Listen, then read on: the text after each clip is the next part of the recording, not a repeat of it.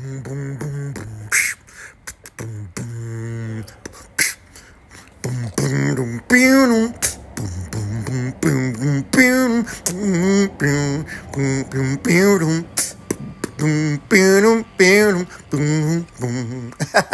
Hey, it's Motell Granite the Great. Enjoy my videos. Hey, welcome to the Motell Granite Show. I am your host, Motell Granite the Great, and I promise to be good. People will unsubscribe. I'm at 449, and maybe if I say something wrong or illegal or something that somebody don't like, because they get caught and snapped up inside of their feelings like a whirlwind, I get canceled, and they delete themselves and all kind of stuff. It's almost like they're expecting some type of top-notch customer service, when you're running a mom and pop shop. Shout out to my California people, to my people in the north. Much respect to my people here in the south, and definitely a shout out to those on the west coast. Today I want to give a special shout out to a significant and powerful woman, BX, who I've had great conversations with, and we was having dialogue over Richard Pryor's movie, Which Way Is Up. I don't know if you guys are familiar or know who Richard Pryor is, because you might be too young, but 70s, 80s, one of the best comedians possibly. Dig up his name, from Peoria, Illinois. Did a movie called Which Way Is Up. He was dealing with 3 women. 3. And what she told me is, we'll have a conversation about it, but after this commercial break.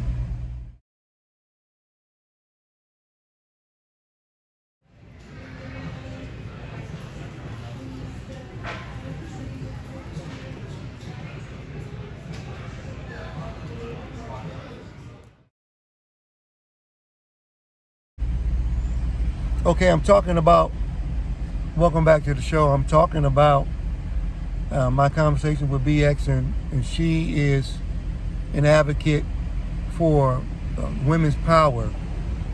And I've been blamed as a male chauvinist pig, or somebody who's not up on women affairs. So I get butchered for my way of doing things.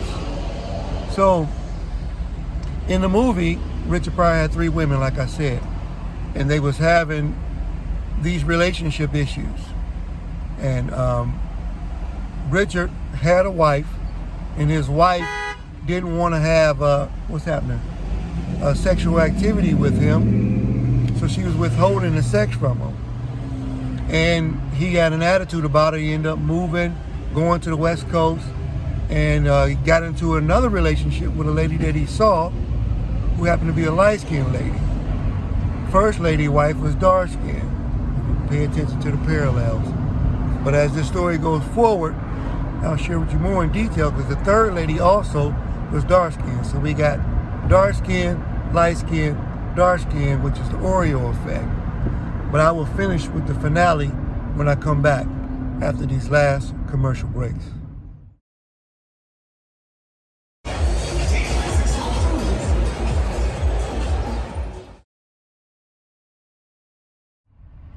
Okay, here we go. I'm going to go ahead and wound it up, so I don't want to keep y'all too long. But in the conversation, she broke out and was blaming Richard Pryor for every single thing that happened in each one of those relationships. I tried to get her to say something about accountability for the women involved, but it kept on doubling back to no, it's his fault. No, it's his fault. And finally, we got to the point where I realized that I totally agree with her. She said the reason why it's the man's fault is because the man is the one who initiates the relationship. The woman in Which Way Is Up was out there shuffling papers and stuff, trying to get people to be supportive of her, trying to save the globe and stuff on some ecosystems type stuff, which nobody seems to care about. And he saw her, and he was in dead pursuit. He gave everything he had. He was as nice as he could be. He tried to get with her, and he finally got her. She said, "Promise me you'll never cheat on me, even with your wife." So he agreed because he was as horny as a toad, and he was interested in having fornication skills with her, and he wanted to do that quite often, just like Martin did with the lady in the movie that he was with, who went berserk on him. But so I'm walking away from this agreeing now that I've seen it put down. It's my fault whenever there's any kind of problem with a relationship, connection, or communication with a woman, especially if I am the one who initiated that contact. Think about that. This is Motell Granite the Great for the Motell Granite Show. Love y'all. By the way, that's not drug use. To my peoples who I got respect for, Servando and Oz, who pointed it out to me, that simply means to you guys, look, open up your eyes. That's what I'm saying for the people. Open up your eyes and let's go. So I'm wiping out the nose in case you got a snotty nose and it's running. Let's go. And also the twisting part here, the eyeballs. Open up your eyes. Let's see a little bit better and let's get after it. So this was this particular episode. All of this stuff runs together. Let's have a conversation about it. Subscribe, comment, thumbs up or either thumbs down. Much love to y'all. Be safe.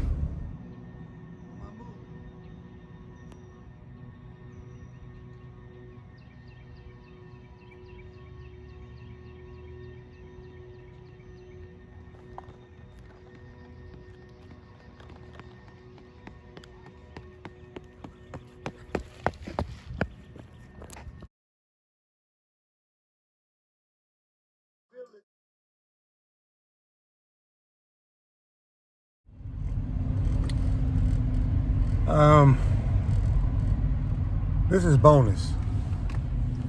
This is bonus. I went to get my oil changed. And it was a young lady that was working in the place where you get your oil changed at. Some guy walked inside, no vehicle, had a box in his hand.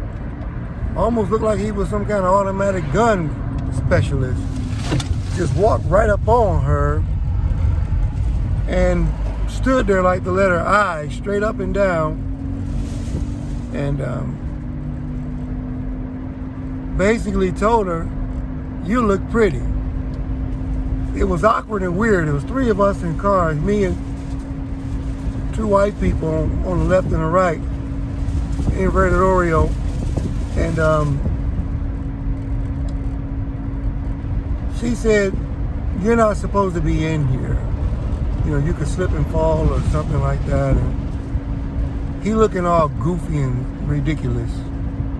And he turned away and walked outside and was wearing Michael Jackson white socks, jumped up and clicked his heels like he was a leprechaun or something like that.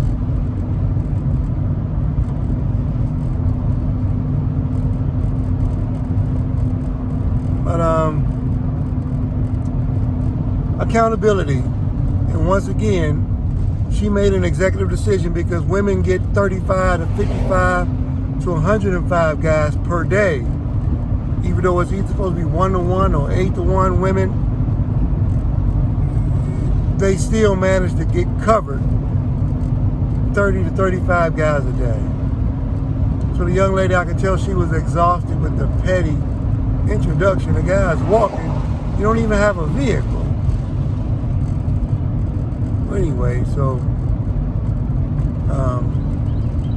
it would have been his fault had anything went wrong. So I'm going ahead and blaming him right up front now and taking accountability for it. So, all right, it's my fault and it's men's fault when you approach. So whoever approaches, it's your fault.